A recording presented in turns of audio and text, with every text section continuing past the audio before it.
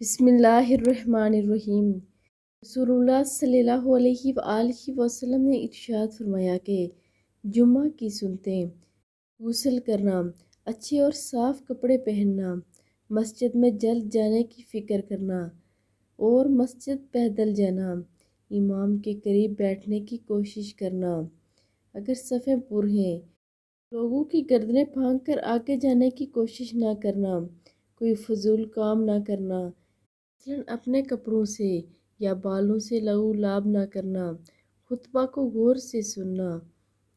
علاوہ ازیں جمعہ کے دن جو سورۃ کہف پڑھے گا اس کے لیے عرش کے نیچے سے آسمان کے برابر بلند ایک نور ظاہر ہوگا جو قیامت کے دن اندھیرے میں اس کے کام آئے گا، اور اس جمعہ سے پہلے جمعہ کے تمام خطائے صغیرہ اس کے لیے معاف ہو جائیں گی۔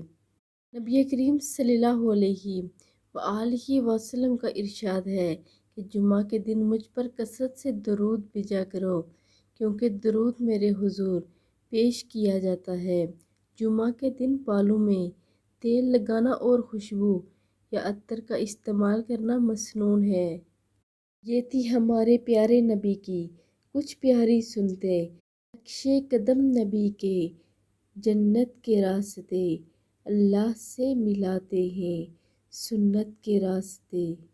تو آپ بھی ان سنتوں پر عمل کریں اور ویڈیو کو آگے لازمی شیئر بھی کریں۔ جزاک اللہ۔